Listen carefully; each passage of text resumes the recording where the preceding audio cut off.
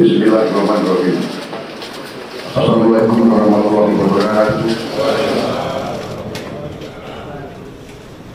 Selamat sore, salam sejahtera bagi kita sekalian. Shalom, salve, Om Swastiastu, Namo Buddhaya, salam kebajikan. Yang saya hormati Saudara Wakil Presiden, Saudara Gibran Rakabuming Raka, para Menteri Koordinator, para Menteri, para Kepala Badan, Ketua Dewan Ekonomi Nasional, Jaksa Agung, Kepala BIN, Kapolri, Panglima TNI, dan para penasihat khusus Presiden yang saya hormati. Para Wakil Menteri, Wakil Kepala Badan, dan para utusan khusus Presiden, seluruh anggota Merah Putih yang saya hormati dan yang saya banggakan. Pertama-tama tentunya sebagai insan yang bertakwa, marilah kita tidak henti-hentinya memanjatkan puji syukur kehadirat Tuhan Maha Besar, Tuhan Maha Kuasa. Bagi umat Islam, Allah Subhanahu wa Ta'ala, kita masih diberi karunia, masih diberi kesehatan, kita dapat berkumpul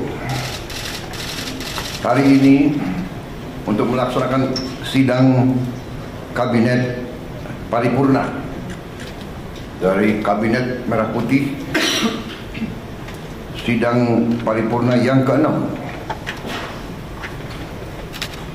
dalam 6 bulan pertama masa pemerintahan kita. Baru saja kita melewati tonggak 6 bulan pertama. Bisa dikatakan ini adalah semester pertama pemerintahan kita. Dan sekarang tibanya kita melihat rapor kita, apakah merah atau memuaskan atau cukup memuaskan atau sangat memuaskan. Kalau kita lihat secara objektif, saya mau katakan bahwa dalam 6 bulan kita memerintah, kita telah mencapai hal-hal yang cukup berarti, hal-hal yang bersifat fundamental, memperkuat landasan kebangkitan kita sebagai bangsa. Kita telah menghasilkan 28 kebijakan baru. Kebijakan-kebijakan tersebut yang berhubungan langsung dengan hajat hidup rakyat kita.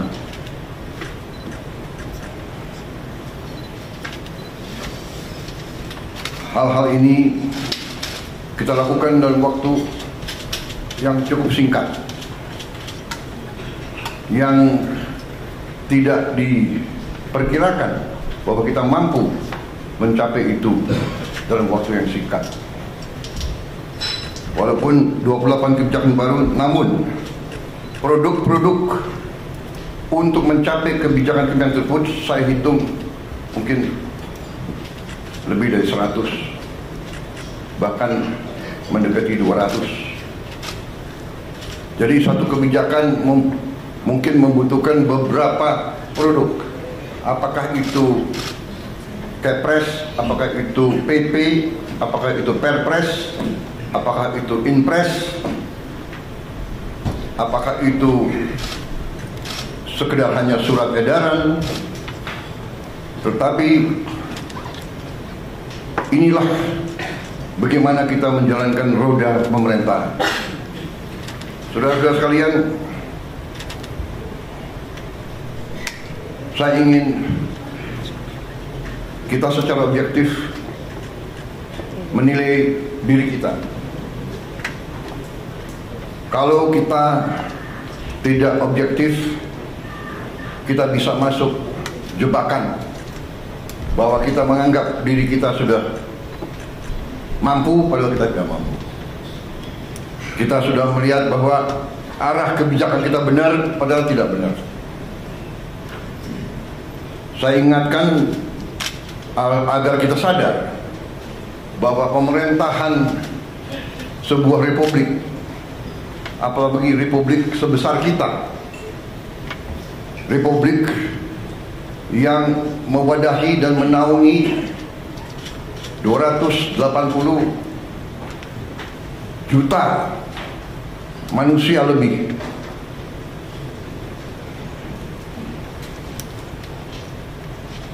tidak bisa sembarangan. Bisa diibaratkan sebuah pendulum di atas bergerak sedikit, tapi pendulum yang di bawah bergeraknya sangat lebar. Keputusan yang keliru di atas akibatnya tidak mudah bagi mereka yang paling di bawah. Kita harus ingat juga azimut sebuah kompas. Kita deviasi sedikit di awal, setelah kita berjalan beberapa ribu meter bahkan kilometer, itu deviasinya sangat besar. Di awal deviasi kita 1 derajat, di ujungnya sudah menyimpang jauh sekali. Saudara-saudara, dalam memerintah, saya ingatkan kepada kita sekalian bahwa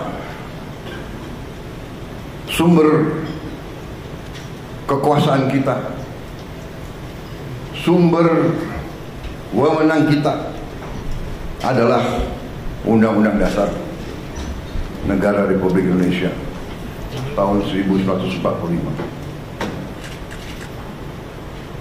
Kita sering mengucap itu, kita sering menyatakan bahwa Pancasila adalah dasar negara dan kita selalu berpacu pada itu. Tapi marilah kita jujur kepada diri kita sendiri. Apakah kita benar-benar sudah menggunakan Pancasila dan Undang-Undang Dasar 1945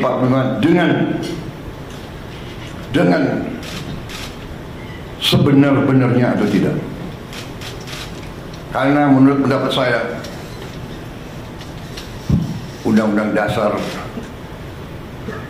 kita, Undang-Undang Dasar 1945, sungguh suatu produk yang luar biasa.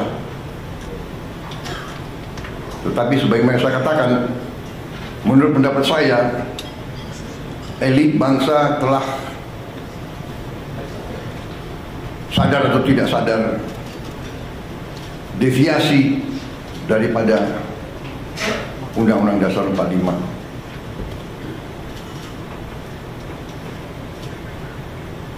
Telah deviasi dalam beberapa hal yang mendasar.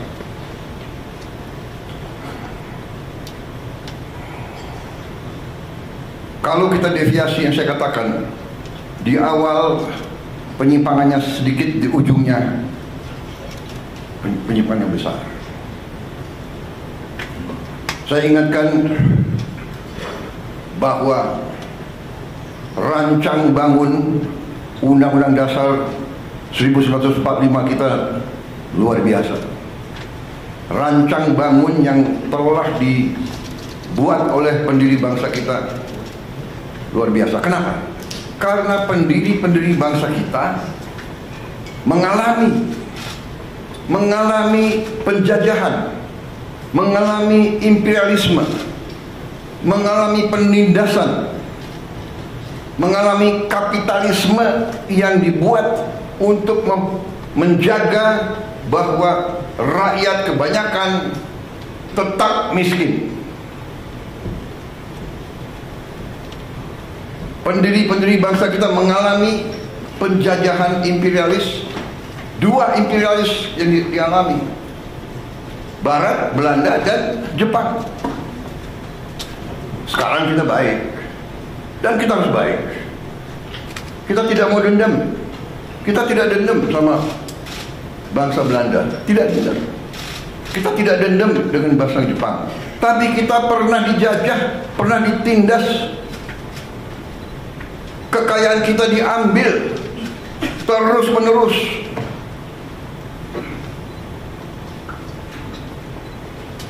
Rakyat yang banyak dipertahankan agar tidak menikmati pendidikan, agar tidak boleh ikut dalam perdagangan. Rakyat kebanyakan suruh jadi buruh dengan upah murah, suruh jadi petani dengan penghasilan murah rendah, suruh jadi nelayan. Ini harus kita ingat, saudara-saudara. Dan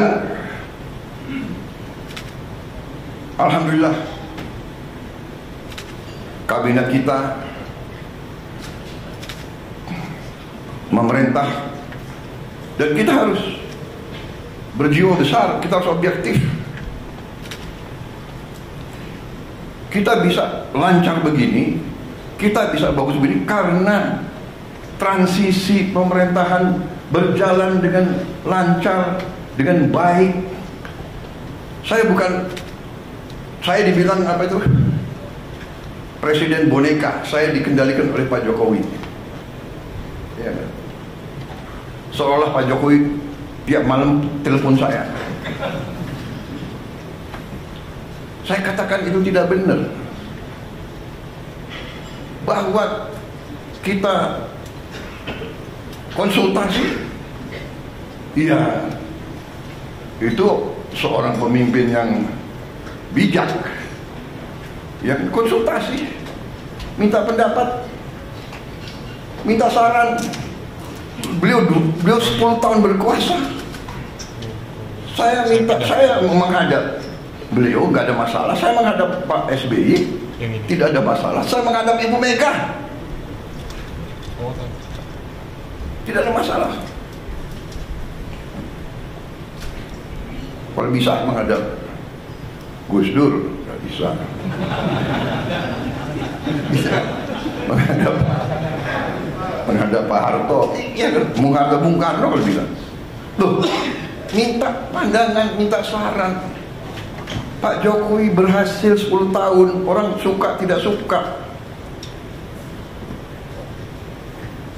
Masalah ijazah dipersoalkan. Nanti ijazah saya ditanya-tanya. Iya kan? Ini ada wartawan banyak ya. Bukan, saudara-saudara ya. Kita ini di mana-mana saya katakan, dunia ini sedang penuh ketidakpastian. Ya. Dunia penuh dengan ketidakpastian.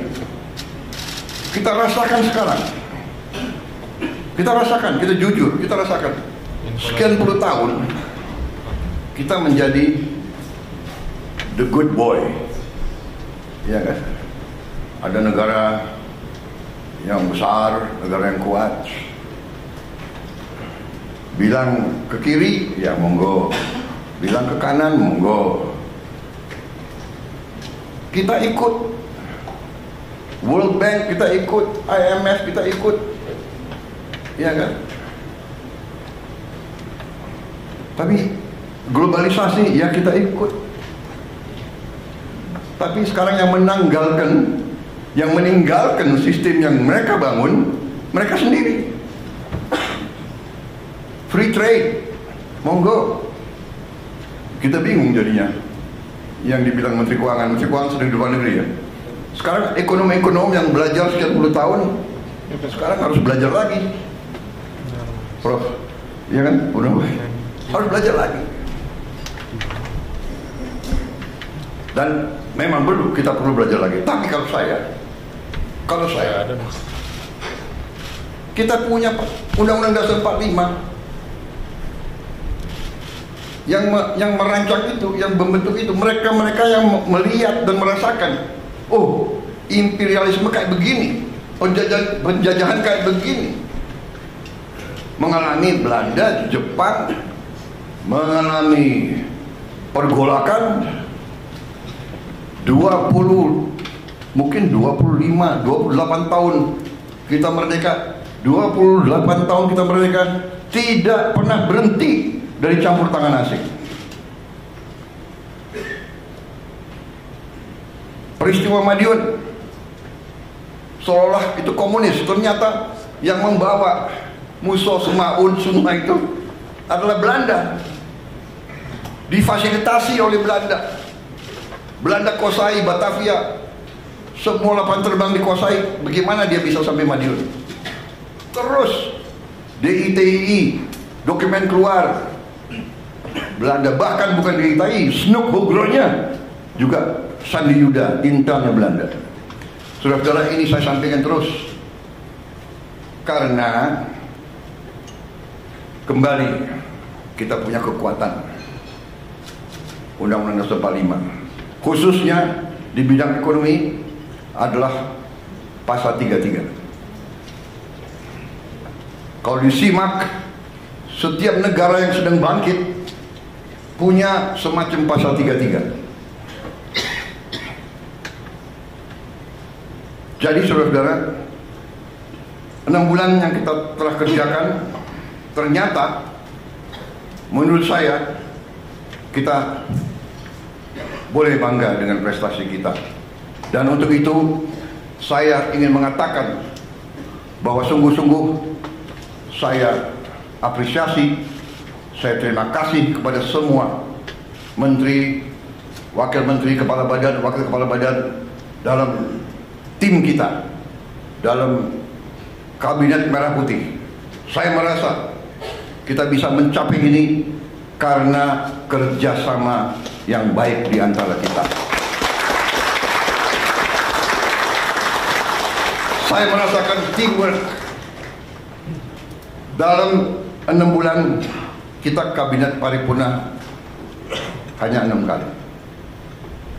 Ratas-ratas juga tidak terlalu sering. Saya paham sebagian dari Anda mungkin ketemu saya tidak sering yang kita inginkan. Tetapi hasil kita, hasil diskusi kita, hasil keputusan kita terwujud, terlaksana, dan dirasakan oleh rakyat Indonesia. Saudara-saudara, apa yang ingin saya sampaikan? Mari kita lihat dengan tolok ukur yang objektif, yang jelas.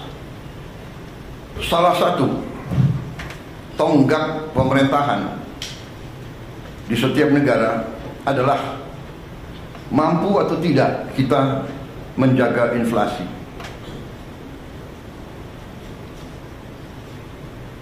Inflasi kita salah satu terendah di dunia, mungkin di antara 5 negara yang terendah di dunia.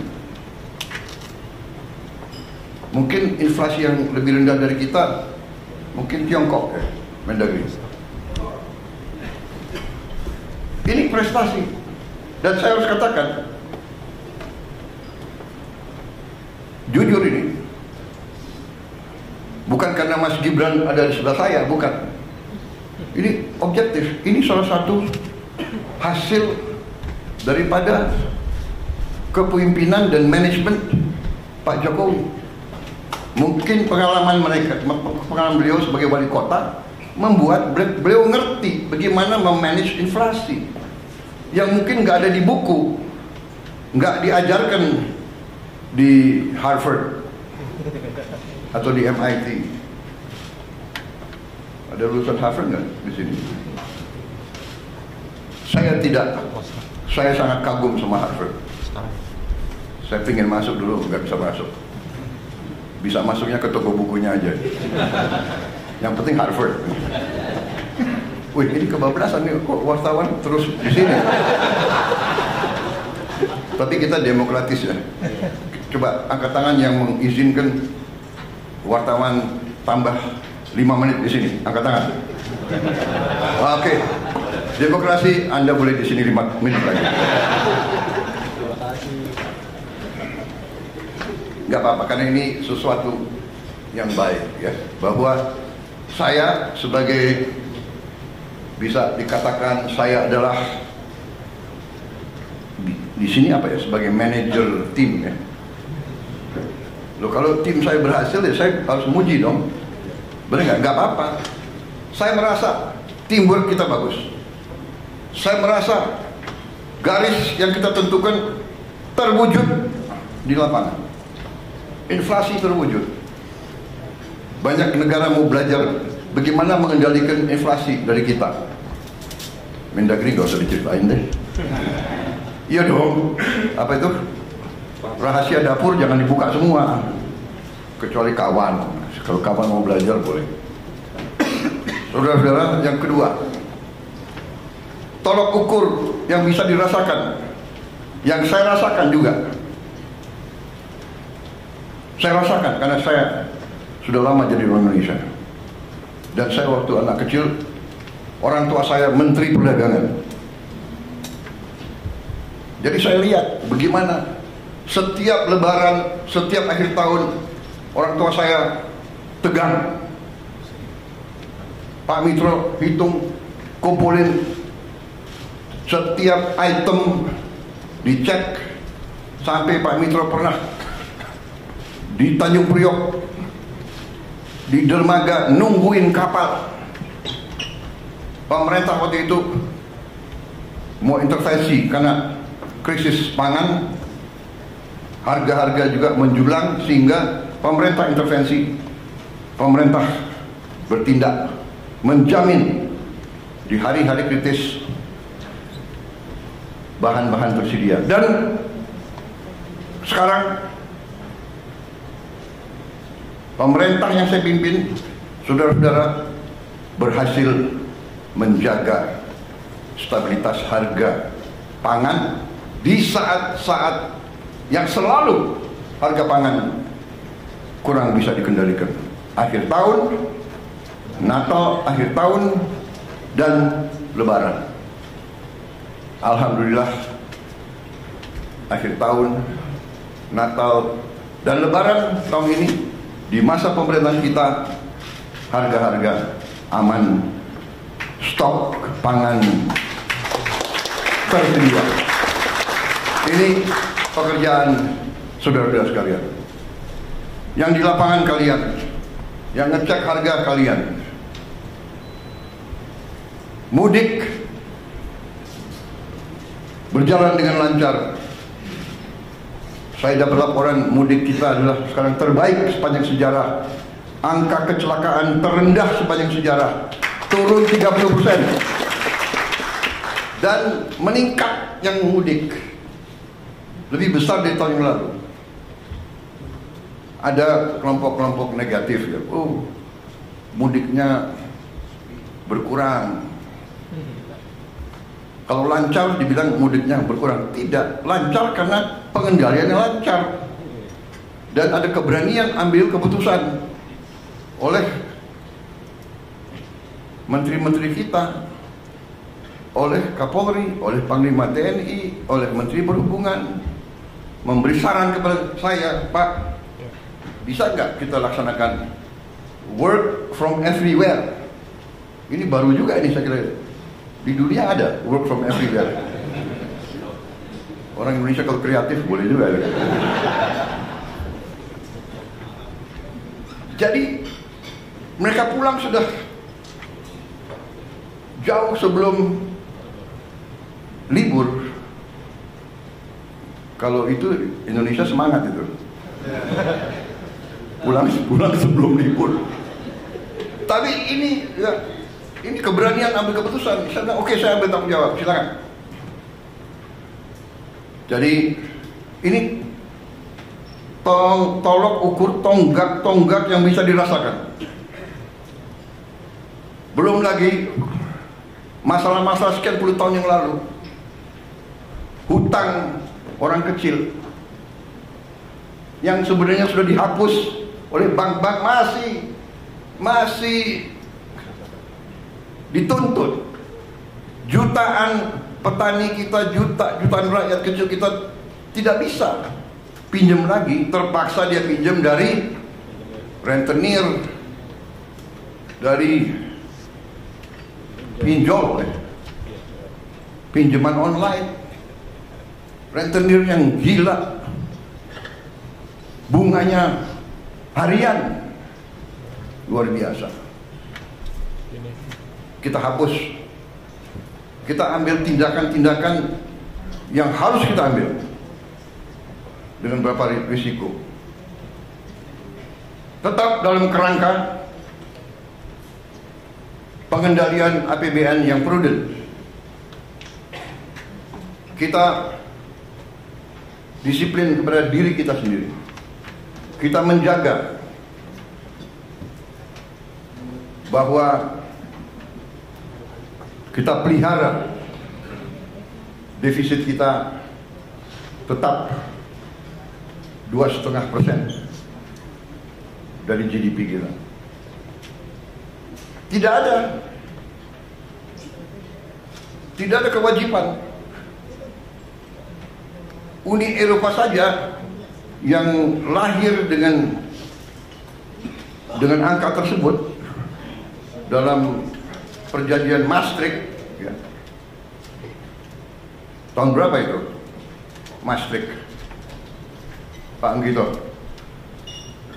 2090-an. Maastricht Treaty mematok defisit anggaran untuk anggota-anggota Uni Eropa di 3%. Kita karena ingin menjadi nice boy, kita ikut Maastricht Treaty. Untuk kita tidak akan punya defisit lebih dari 3%. Padahal saudara-saudara, Jerman, Prancis, Italia, mereka sudah jauh di atas 3%. Mereka melanggar standar yang mereka lakukan sendiri. Indonesia masih menjaga di bawah 3%. Karena itu hutang kita termasuk, ya, perbandingan hutang kita terhadap GDP kita termasuk salah satu terendah di dunia. Saudara-saudara, pengendalian manajemen perekonomian kita cukup prudent, cukup hati-hati.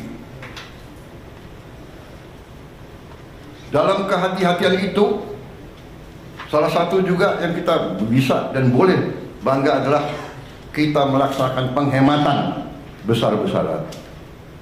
Penghematan besar-besaran inilah yang memungkinkan kita melaksanakan program-program yang strategis. Yang pertama, saya juga sampaikan penghargaan saya bahwa kita mampu menggelar roll out program makan bergizi gratis kita. Tanggal 6 Januari di roll out dan terus menerus dilaksanakan kayak di belakang-belakang dengan kehati-hatian, tahap demi tahap, sampai hari ini saya dapat laporan barusan sudah lebih dari 1.000 titik. 1.000 berapa? 1.286 yang total penerima makan bergizi sekarang sudah di atas 3 juta. 3,4 juta di awal Mei, dan diperkirakan akhir Mei akan mencapai 4 juta. Dan di akhir Juni akan mencapai 6 juta. Dan di akhir Juli akan mencapai 22 juta. Akhir Agustus 22 juta. Sehingga di akhir November 2025 akan mencapai 82,9 juta penerima manfaat. Ini dari segi manajemen fisik, ini adalah upaya yang luar biasa. Kita selenggarakan catering untuk acara perkawinan yang tamunya 3.000 orang aja, ya kan? Setengah mati itu catering, benar gak? Dan tidak sering bahwa catering itu ada yang keracunan. Makan biasanya catering itu kalau di kawinan catering makannya ya begitu-begitu aja kan. Sudah mahal, ya kan? Saudara-saudara, hari ini memang ada yang keracunan. Yang keracunan sampai hari ini dari 3, sekian juta, kalau tidak salah di bawah 200 orang. Yang nginep, yang rawat nginep hanya 5 orang. Jadi bisa dikatakan yang keracunan atau yang nggak perutnya nggak enak sejumlah 200 orang itu 200 dari 3, sekian juta, kalau tidak salah adalah 0,005. Berarti keberhasilannya adalah 99,99%.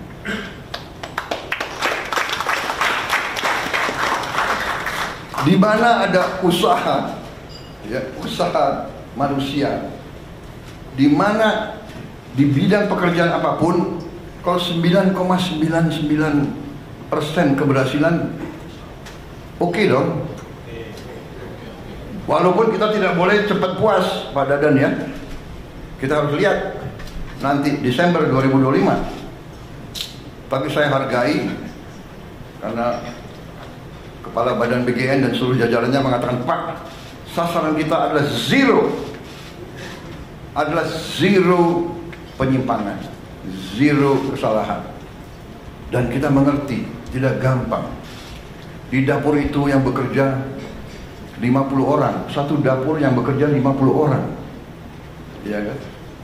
Yang saya sidak bagus, pakai tutup kepala, sarung tangan, baju kayak apa itu?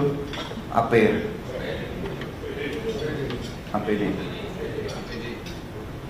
Singkatan APD yang untuk COVID dulu tuh. Alat pelindung diri, Pak. Alat pelindung diri. Ada. Harus buka sepatu. Presiden disuruh buka sepatu. Saya patuh. Presiden buka sepatu. Ada pas pampres yang nggak buka sepatu.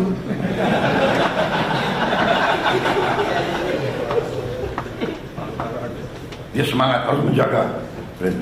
Masa ada pas pampres lari-lari nggak pakai sepatu? Ya tapi di dapur ya buka sepatu, ya kan? Sama kita masuk ICU, nggak ada alasan masuk ICU buka sepatu. Tapi maksud saya adalah ini adalah sesuatu prestasi. Saya sendiri terus begini. Jadi makan bergizi digelar, yang orang tidak mengira, banyak yang tidak mengira, banyak yang nyinyir, banyak mengatakan impossible. Nah itulah kita buktikan dengan niat baik, dengan tekad, dengan menggunakan rumus-rumus yang benar. Pemerintahan itu matematik kok. Kalau niat baik, rumus benar, pelaksanaannya bertekad yang baik, insya Allah akan mencapai sasaran. Tapi kalau kita punya niat yang tidak baik, pemimpin sudah datang niat untuk cari kekayaan dirinya, kekayaan kelompoknya, kekayaan partainya, nah ini pasti menyimpang. Sudah pasti. Tidak usah orang pinter untuk menilai seperti itu. Makanya saya terima kasih. Ini sesuatu yang objektif. Makan bergizi berjalan. Apakah ada kekurangan? Ada. Dan kekurangannya itu juga karena juga adat istiadat budaya kita juga. Saya masuk satu ruangan anak-anak 30 orang, yang 20 mau pakai sendok, ada 10 yang nggak mau pakai sendok. Ya tidak salah, dia terbiasa makan tidak pakai sendok, tapi kita mendidik dia, kita mengajarkan dia cuci tangan. Jadi bisa saja yang keracunan adalah hal-hal seperti itu, hal-hal sepele tapi mendasar, dan mungkin gurunya ya sayang sama anak-anaknya, dan mungkin juga dalam paket itu kepala BGN dalam ompreng yang diberikan mungkin tidak ada sendoknya, bener kan? Nah, jadi inisiatif orang tua membekali sendok. Nah ini mungkin harus disosialisasikan ya kan? Atau memang kita bisa cari sendok-sendok yang tidak terlalu mahal, ya kan? Yang kedua juga yang saya lihat pelaksanaan dari BGN yang juga terpengaruhi oleh adat istiadat atau kebiasaan. Selain tadi ada yang anak-anak yang malas cuci tangan, ya kan, tidak mau pakai sendok, ya kan. Ada juga, maaf, yang nggak biasa dengan makanan-makanan. Sebagai contoh, ada yang pertama-tamanya kalau dikasih susu, dia nggak cocok kasih susu karena dia tidak pernah minum susu seumur hidupnya. Itu namanya lactose intolerant. Ya, tapi setelah berapa minggu, kalau pertama-tama saya kira 2 minggu pertama dia akan, istilahnya akan apa? Diare. Ya kan? Karena ada wartawan, saya pakai istilah yang ilmiah, diare. Kalau istilah sehari-hari apa?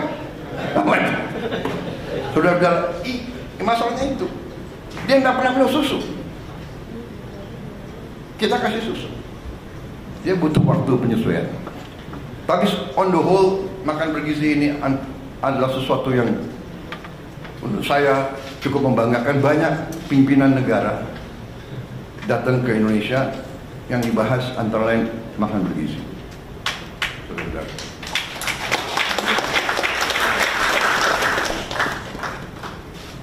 tanggal 7, yaitu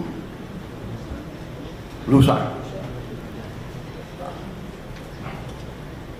tokoh dunia namanya Bill Gates akan datang ke kita, minta ketemu saya.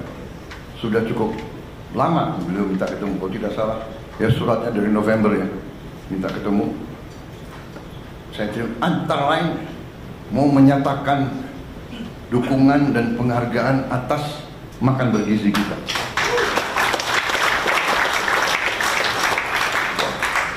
Saya merasa sangat besar hati, tapi saya merasa jangan muji kita, kita belum berhasil. Kita berhasil insya Allah Desember 2025. Kalau kita buktikan bahwa kita bisa menyelenggarakan 80, kita bisa antar makanan tiap hari ke 82,9 juta rakyat kita dalam keadaan bersih, keadaan aman, keadaan bergizi, pada saat itulah boleh kita terima ucapan selamat. Tapi karena beliau mau datang, beliau saya dengar mau menyatakan solidaritas sama kita, bahkan beliau mau bantu kita. Saya tidak tahu bentuknya apa, hanya saya katakan bahwa kita diberi bantuan, tidak diberi bantuan, diberi penghargaan, tidak diberi penghargaan, kita laksanakan ini karena kita yakin bahwa ini benar dan ini adalah suatu investasi di anak-anak kita, dan bahwa kita harus mengurangi kemiskinan di rakyat kita. Saya sering terharu. Saya dapat laporan dari Menteri Sosial, baru datang dari Jawa Tengah. Beliau cerita, karena kita juga dalam waktu dekat akan buka minimal 100 sekolah berasrama yang dialamatkan untuk saudara-saudara kita, rakyat kita yang berada dalam kelompok ekonomi yang paling rendah, desil 1 dan desil 2.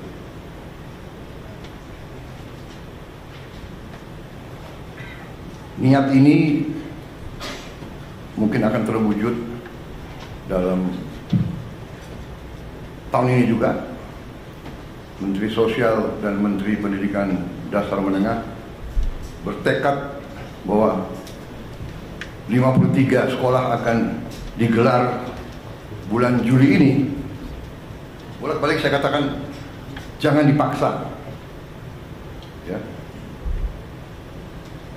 Berbuat, tapi kita tidak usah ngejar tanggal. Yang penting kita berbuat. Tapi mereka yakin, mereka ingin mendapat hasil terbaik cepat. Saya silakan. Tapi ujungnya nanti saya kira ini akan sangat dirasakan oleh orang yang paling bawah. Tapi kembali kepada prestasi kita selama 6 bulan. Karena ini keputusannya memang dalam waktu 6 bulan, ya, keputusan, kebijakan, mereka sudah kerja, Dikdasmen, Mensos sudah bekerja keras, sehingga kita sudah mendapat tawaran dari bupati-bupati dan wali kota seluruh Indonesia. Lebih dari 200 bupati wali kota sudah menyiapkan lahan. Karena saya katakan, kalau Pemda siapkan lahan, kita bangun. Dan kita sudah siapkan anggaran APBN. Ternyata sambutannya lebih dari 200, ya, Mensos sudah siapkan lahan antara sekitar 5 hektar sampai 8 hektar. Lumayan. Sekolah SD, SMP, SMA 5 hektar saya kira jarang tuh di Indonesia. Saya tadinya minta 20 hektar. Maksud saya antusiasme dari bawah. Jadi Dikdasmen sama Kemsos dibantu KL-KL lain merencanakan ini sudah sangat teliti sampai mereka tahu titiknya di mana.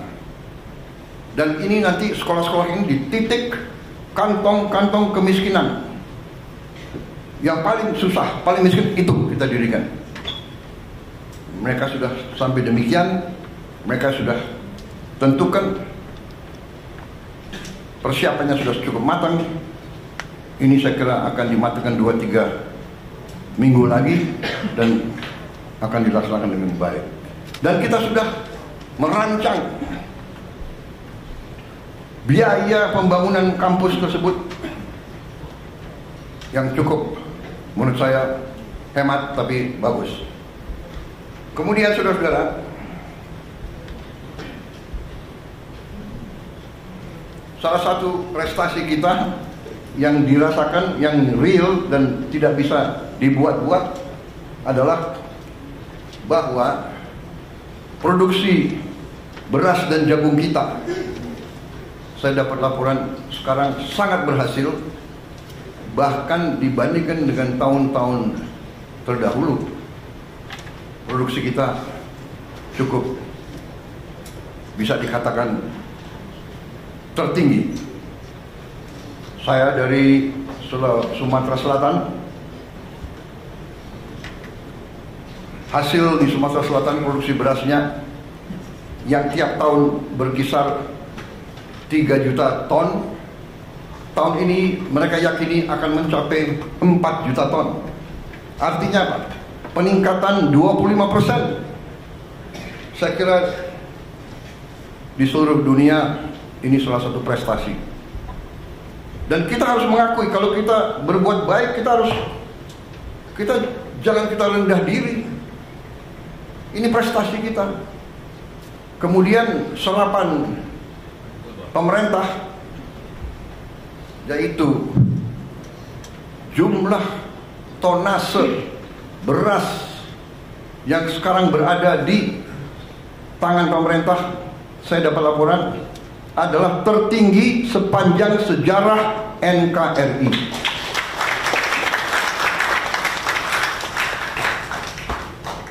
Belum pernah kita, pemerintah, menguasai, memiliki jumlah tonase beras sebesar sekarang. Saudara-saudara, ini suatu prestasi. Dan ini prestasi bukan datang begitu. Apalagi pertanian. Pertanian itu yang saya katakan tadi, azimut kompas, salah kecil akibatnya buruk. Kita tidak memperhatikan cuaca, El Nino, kekeringan, La Nina. Kita tidak perhatikan krisis pangan. Tapi alhamdulillah pejabat-pejabat kita mengerti, mampu. Saya suka muji-muji, tidak, tapi saya namanya kepala sekolah, kalau ada kan, ada yang berprestasi, saya harus kasih tahu prestasi, benar nggak? Jadi dalam hal ini saya lihat tim pangan, Menteri Pertanian dan timnya, Menko, semua fokus.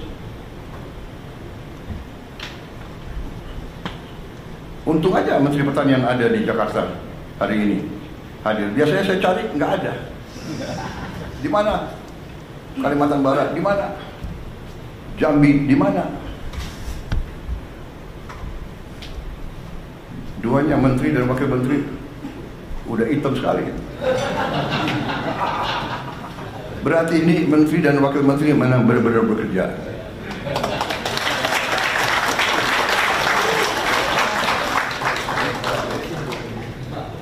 Kalau nggak hitam malah saya curiga.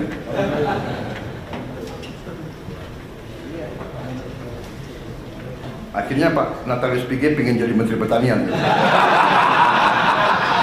Iya, nggak usah. Dia di ruang AC aja masih.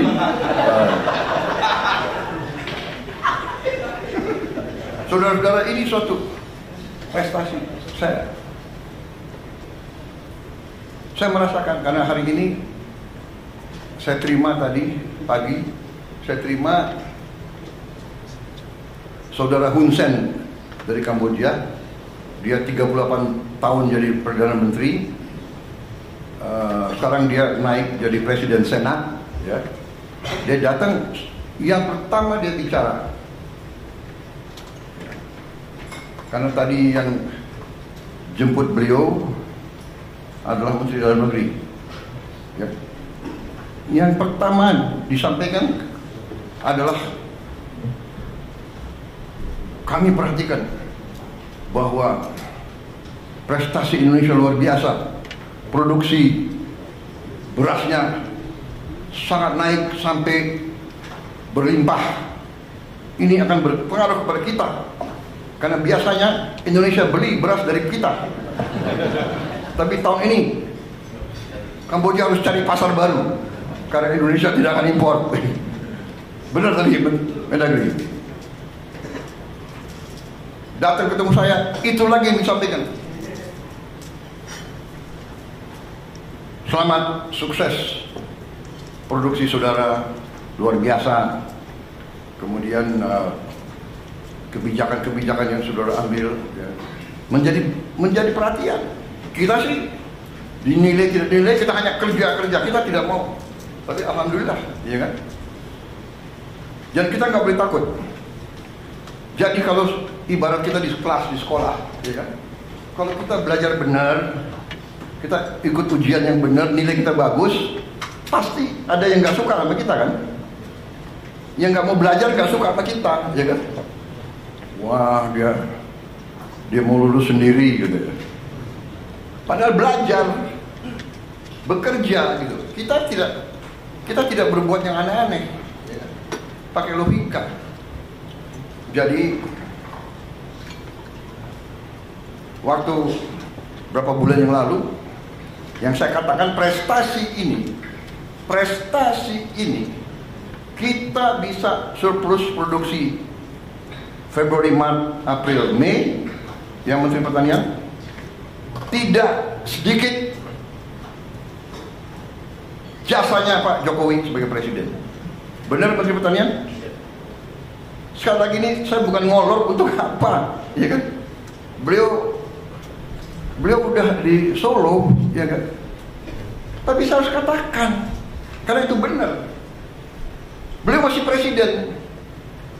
Kebetulan Menteri Pertanian lowong, kosong kan? Iya kan? Pejabat sebelumnya ya ada masalah sedikit, kosong.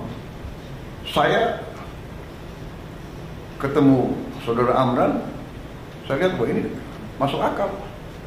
Dan beliau pernah jadi Menteri Pertanian, beliau pernah mencapai suatu sebenarnya. Saya datang ke Presiden Jokowi, Bapak Presiden, karena Kementerian Pertanian kosong, saya usulkan saudara Amran Sulaiman, Menteri Bapak Kabinet pertama. Mungkin Pak Jokowi terkesan juga sama saya kan, ini Menteri Pertahanan kok mengusulkan Menteri Pertanian. Orang selalu tanya, apa hubungan pertahanan dan pertanian? Iya, tanpa pangan nggak ada tentara. Mau perang pakai apa? Pakai senjata, nggak ada makan, ya nggak bisa jalan prajurit itu. Dan yang kedua, Menteri Pertahanan waktu itu, ya kan, terpilih sebagai presiden yang akan datang waktu itu. Iya kan? Jadi saya berkepentingan, ini saya salah. Pak Jokowi dalam hati Pak Jokowi berpikir pasti begini. Nanti Mas Gibran tanya beliau, tanya Bapak. Ini Menhan saya kan ketua Gerindra, kenapa nggak usulkan kader Gerindra? Nah, karena saudara-saudara, ini saya ajak, karena kalau udah urusan negara, bangsa dan rakyat, partai harus kedua. Partai harus kedua. Saya pun dari partai-partai yang ada, saya selalu minta, Anda silakan, tapi saya minta yang saudara ajukan yang terbaik, yang capable. Konsensus kita adalah seperti itu. Benar Pak Zul? Benar Pak Ketua Golkar? Benar kan? Mas Ahaye benar? Caimin? Silakan. Tapi saya minta yang terbaik. You yakin? Saya terima. Alhamdulillah. Jadi saudara-saudara, akhirnya Pak Jokowi terima, beliau dilantik, dan kita lihat masalah, beliau lihat masalah, kita datang lagi ke Pak Jokowi. Saya ingat berapa kali saya didampingi Panglima TNI dan Kapolri. Kenapa Panglima TNI dan Kapolri ikut urus pangan? Karena pangan adalah sumber dari sebuah negara. Kalau pangan tidak aman, negara tidak aman. Dan mereka sadar kalau tidak aman, yang pusing tentara dan polisi. Saya datang didampingi Panglima TNI, Kapolri, Menteri Pertanian, Menteri Keuangan, minta dana tambahan untuk apa? Mengatasi kekeringan. Dan cara mengatasi kekeringannya apa? Sangat sederhana. Ternyata Menteri Pertanian mengatakan, Pak, ini kalau tidak ada air kita nggak bisa. Tapi Pak, ada jalan keluar. Kenapa? Karena di Indonesia banyak sungai yang tidak pernah kering. Di Jawa Timur Kali Berantas, di Jawa Tengah Bengawan Solo, di Jawa Timur Citarum, di Jawa Barat Citarum, di Jambi, di Riau, di Sumatera Selatan, di Kalimantan. Luar biasa itu sungai-sungai. Yang besar kuncinya adalah pompa. Waktu itu kita cari uang untuk 80.000 pompa yang harus kita adakan sebelum musim tanam. Ya setengah mati waktu itu. Sudah dapat itu, saya nggak tahu Menteri Pertanian silapnya kayak apa, ya kan? Uang-uang dari mana beliau alihkan. Kita berhasil datangkan sekian puluh ribu pompa. Yang pasang siapa? Yang terpaksa kita minta lagi dari TNI, dari Polri, bantu. Akhirnya alhamdulillah sekarang kita aman karena tindakan sekian bulan yang lalu, sekian tahun lalu. Jadi sekali lagi saudara-saudara, saya mau katakan, alih kekuasaan, transisi yang baik, ya, pendahulu mendukung pengganti, serah terima yang baik, kita akan maju. Makanya saya katakan, pembangunan bangsa, perjalanan bangsa itu adalah sebuah usaha panjang. Karena itu saya mengajak kita menghadapi paradigma baru, bahwa untuk rakyat, kalau sudah kepentingan rakyat dan bangsa, semua pemimpin harus bisa kerjasama. Dan kabinet paripurna hari ini adalah di mana saya mengatakan terima kasih kepada semua anggota Kabinet Merah Putih. Kita telah buktikan 6 bulan pertama, kita buktikan kerjasama kita baik, teamwork kita baik. Di sana sini ada keseleo, wajar, ada khilaf, wajar, karena kita ada menteri-menteri yang sudah senior, sudah lama pengalaman, ada yang baru, ya kan? Ya kan, baru menjabat. Saya aja baru menjabat berapa hari presiden, salah jalan di Istana Merdeka. Bener, cari WC, di mana WC? Wajar. Jadi kita sudahlah, saya, ya kan, ada mungkin juru bicara saya keseleo.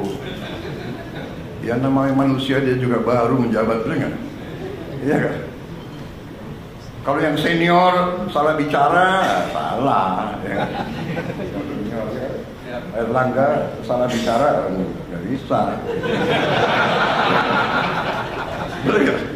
Ini yang baru-baru ini, bener nggak? Natalius Pigai, ya maklum lah. Pak Natalius Pigai itu sekarang pakai sepatu, pakai kaos kaki. Ini nanti dicek loh, anggota kabinet yang nggak pakai kaos kaki ini. Gus Ipul udah. Saya kenal beliau tuh, dulu nggak pakai kaos kaki. Jadi saudara, ya apa yang kita mencapai ini bukan hal-hal kecil. Saya kira buruh mengatakan bahwa sekarang hampir semua kesulitan mereka pemerintah sekarang paham, dan pemerintah sekarang akan membela dan memperjuangkan hak-hak buruh.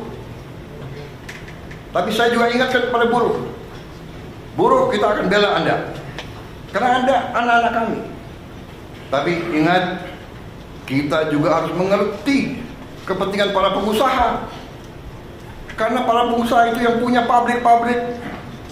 Kalau mereka merasa susah, mereka bisa angkat kaki dari sini. Jadi kita sekali lagi, Indonesia Incorporated, kerukunan. Bahkan dari mereka, pemimpin buruh yang Pak, kalau bisa Bapak kumpulkan Pak 150 dari kami, tolong kumpulkan 150 tokoh-tokoh pengusaha. Ini permintaan mereka. Bapak kumpulkan di istana mana, mari kita bahas kesulitan kami langsung pada pengusaha, dan kita cari jalan-jalan yang baik. Tetapi pemerintah, mulai dari Pak Jokowi dan mulai dari Pak SBY, sudah melakukan berapa tindakan dan kebijakan pro orang miskin, menurut saya yang luar biasa. Program-program yang tidak saya robah, yang tidak saya kurangi. Ya, di sini ada wakil dari Kementerian Keuangan, ada 2 wamen, Menteri Sosial. Ya, total uang di anggaran kita yang untuk membantu rakyat miskin, rakyat susah dalam segala bidang, lebih dari 500 triliun. Benar? Benar, Pak Men? 500 triliun, termasuk subsidi listrik. Kalau dengan subsidi listrik berapa?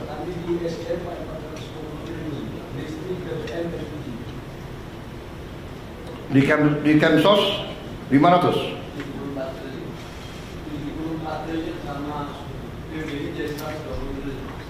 Oh, jadi termasuk ya subsidi dari energinya. Totalnya semua 500 ya? 500 triliun. Dan saya tidak rubah, dan ini kebijakan pemerintah sebelum saya. Ini adalah, we are a real welfare state.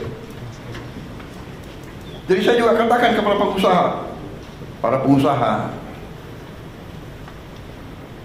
upah saudara bisa relatif masih, upah yang kau kasih ke pekerja relatif bisa dikatakan rendah dibandingkan tetangga-tetangga kita, karena pemerintah memberi bantuan tunai langsung. Ya, ada Keluarga Harapan, transfer langsung dan sebagainya, totalitasnya 500 triliun, 30 miliar dolar lebih.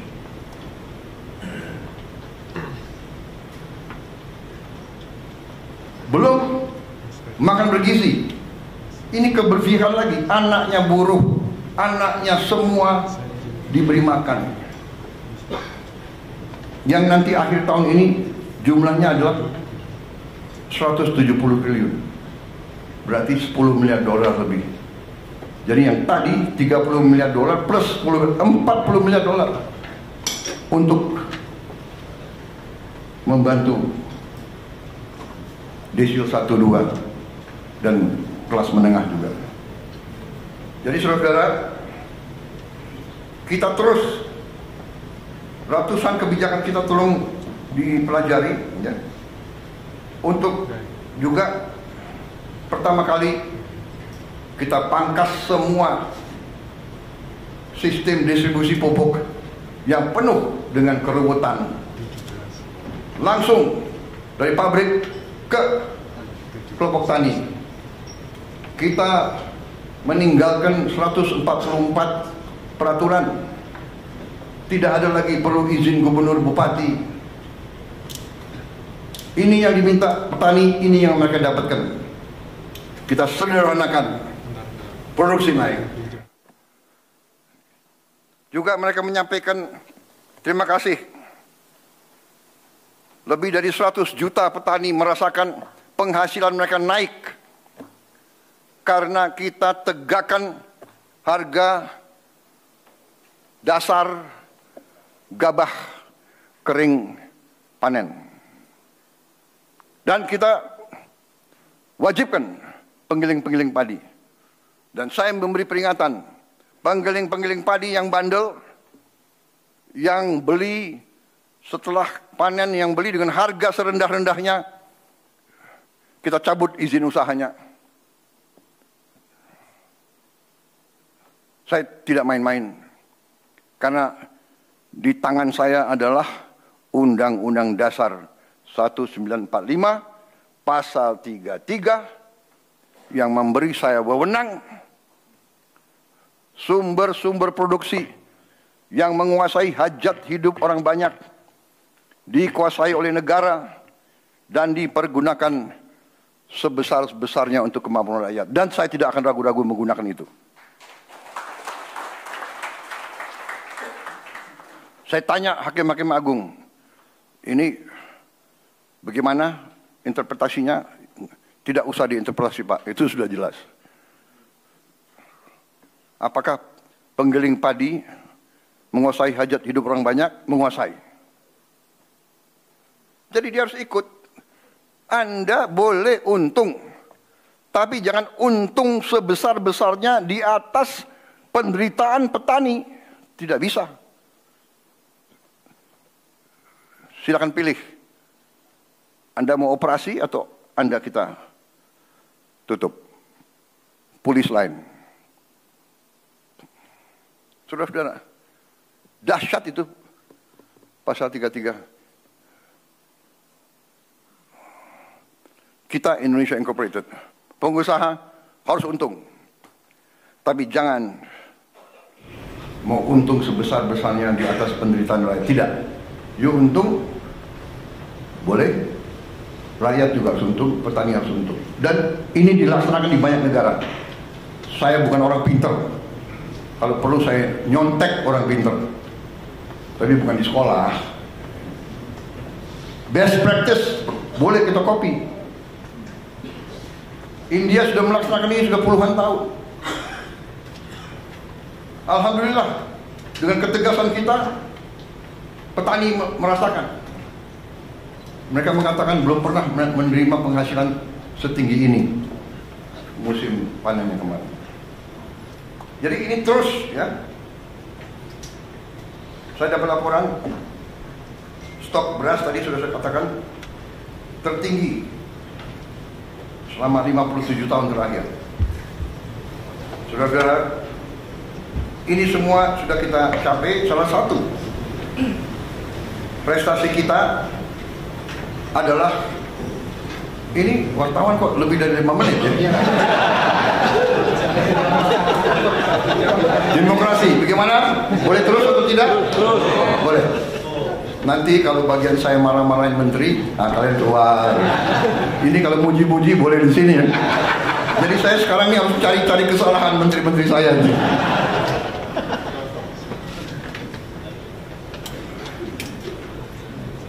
Tapi enggak, saya jujur, saya cari-cari kesalahan, mana kesalahannya. Saya lihat saudara bekerja dengan baik kok. Ya kan? Ya bagaimana? Saya ibarat saya kepala sekolah. Murid saya berprestasi. Ya gimana dong? Ya kan? Yang nakal-nakal tegur, ya kan? Saudara, salah satu prestasi yang perlu kita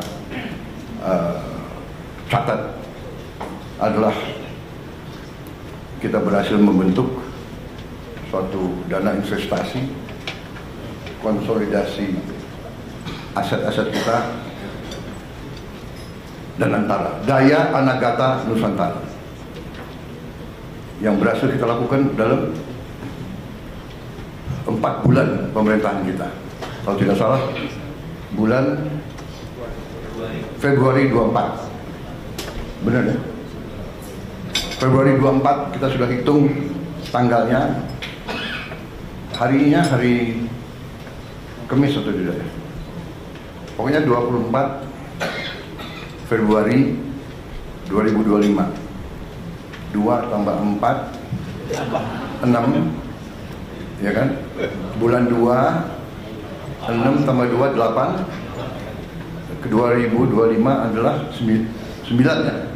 8 tambah 9 17.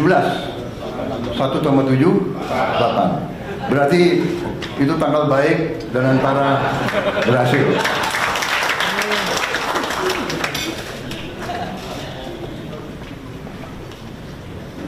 Anda tahu sejarah angka 08 itu? Yang kasih angka itu Pak Luhut Panjaitan. Karena beliau komandan, saya wakil. Wah, aku komandan. 09 aku. Kok 08? Siap? Melekat terus sampai presiden harus angka 8. Saudara-saudara, dan antara ini sesuatu yang luar biasa yang kita tidak sadari bahwa kita begitu kaya. Setelah kita konsolidasi, kita kaget bahwa aset kita, aset under management kita adalah 982 miliar US dollar. Tapi kita konservatif, kita mengatakan ya sekitar 900 lah, ya kan? Dan kita katakan ini aset under management. Ya. Ada yang mengatakan ini dan itu, ya, ada TBK saham, tapi kita manage itu. That's what we are saying. Tahu-tahu kita baru sadar ada aset lagi. Saudara-saudara, Senayan itu, kompleks GBK Senayan, itu nilainya, saya diberitahu oleh para pengusaha, nilainya adalah 25 miliar dolar 10 tahun yang lalu. Jadi sekarang mungkin nilainya naik. Pak Rosan, mungkin apa? 30 miliar? 30 ada. Berarti kalau 982 tambah 30, kita sudah tembus 1 triliun US dollar. Yang terus terang aja banyak pemimpin kita tidak mengerti. Nah ini kadang-kadang pandainya beberapa birokrat kita, aset disembunyikan. Saya minta menteri-menteri kaji, menteri-menteri yang punya aset banyak. Ini aset disembunyikan, nggak tahu nanti lama-lama udah ganti 3 kali menteri, 4 kali menteri, 3 kali presiden, bisa diapakan. Banyak aset negara itu hilang, nggak jelas. Saudara-saudara, negara-negara yang kuat, tanah, itu pasal 33, bumi dan air dan semua kekayaan yang terkandung di dalamnya dikuasai negara. Selama sekian puluh tahun, Senayan nggak jelas. Yang ini dikuasai ini, yang itu dikuasai itu, ya kan? Kemudian kita lupa, selain Senayan adalah sekitar 200 hektar, kurang lebih ya, Menteri BUMN, benar, Mensesnek. Ternyata ada lagi, Kemayoran itu 400 hektar lebih. Mensesnek, kok ketawa-ketawa lagi?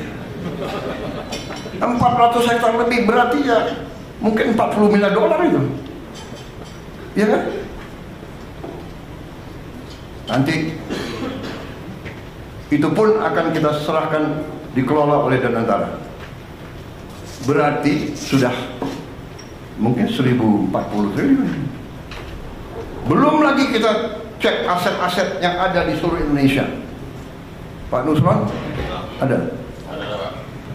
Nanti saudara teliti ya.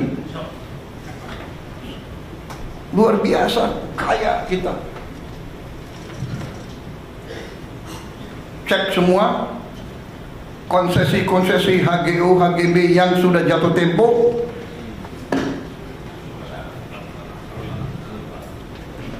Kembali ke negara. We are very rich. Sekarang saya gagah kemana-mana tuh. Indonesia punya sovereign wealth fund. Waktu 900 miliar pun orang sudah terkagum-kagum, ya kan? Apalagi sekarang sudah 1 triliun. Disangka uang itu banyak yang kita mau bagi-bagi, padahal kita butuh mengelola dengan sebaik-baiknya. Saudara-saudara, saya kumpulkan Danantara kemarin. Terima kasih Menteri BUMN, terima kasih Ketua Belantara. 800 BUMN saya kumpulkan di Senayan. Waduh, ini ada wartawan. Baik, terima kasih wartawan.